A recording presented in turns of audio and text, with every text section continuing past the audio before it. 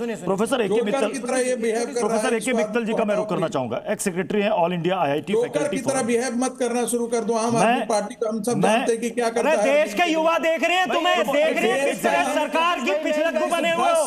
जवाब आज सरकार, जवाब आज 22 लाख युवा मांग रहे हैं, 33 लाख युवा जवाब मांग रहे हैं। सरकार के पिछलग्गू बनना बंद करो, युवाओं को जवाब दो, उनका भविष्य। संगीत रागी जी सरकार की सिस्टम पर सवाल खड़े कर रहे हैं, आखिर ऐसा क्यों हो रहा है? वो सवाल खड़े कर रहे हैं। आपके पास भाजपा के प्रवक्ता गायब है। अयास तुम्हारा अयास केजरीवाल जो 18 लाख के अरे युवाओं को जवाब दो। 35 लाख युवा पूछ रहे हैं पेपर लीक क्यों होते हैं? अनमोल पवार जी एक सेकंड, भविष्य क्यों खराब कर रही है सरकार? क्यों उन्हें अंधकार में धकेल दिया? क्यों अपराधियों को नहीं पकड़ा? Professor A K. मित्तल जी संरक्षण नहीं देते हो संरक्षण। Professor A K. मित्तल जी एक second. Professor A K. Mittal ji, मतलब परीक्षा जो है वो बहुत ही कड़ाई के साथ हुई। वो कैसे कड़ाई के साथ हुई मैं आपको बता देता हूं। क्वेश्चन पेपर्स जीपीएस ट्रैकिंग वाली गाड़ियों में आए, एआई आधारित सीसीटीवी से निगरानी की गई, बायोमेट्रिक वेरिफिकेशन हुआ, 5G जैमर तकनीक का इस्तेमाल किया गया। परीक्षा पूरी तरीके से सुरक्षित थी। फिर पेपर लीक कैसे हो गया? क्या प्रिंटिंग प्रेस से हुआ या जिन्होंने क्वेश्चन सेट किए थे वहां से लीक हुआ? कहां से हुआ? क्या लगता है आपको? सर अनम्यूट कर लीजिए प्लीज। सर अपने आप को अनम्यूट कर लीजिए तब आवाज आएगी। जी सर बोलें। अनम्यूट कर लीजिए प्लीज सर अपने आप को। आप आवाज आ रही है? आ रही है, बोलें सर।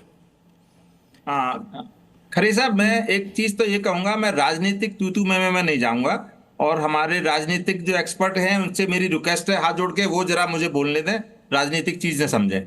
देखिए मैं ये कहता हूं, क्या इस देश में पेपर लीक होते हैं? मैं जी मीडिया पे आपके चैनल पे था लास्ट ईयर, बहुत डिस्कशन किया हम लोगों ने। क्या हमारे देश में पेपर लीक नहीं होते? नहीं होते। क्योंकि मैं आईआईटी में प्रोफेसर हूं, आईआईटी सिस्टम से आता हूं, और हम लोग पिछले 50-60 साल से आईआईटी की परीक्षाएं कर रहे हैं।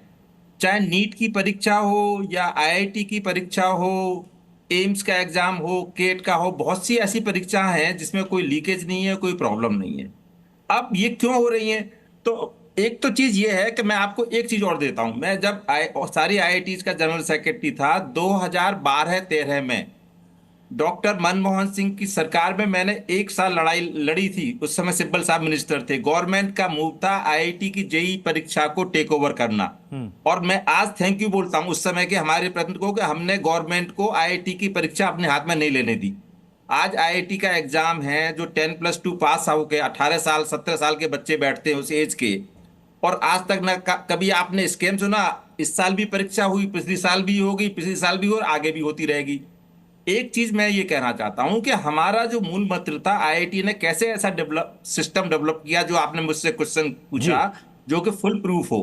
मैं अभी भी कहता हूं इससे हमको ह्यूमन इंटरफेस को हटाना पड़ेगा।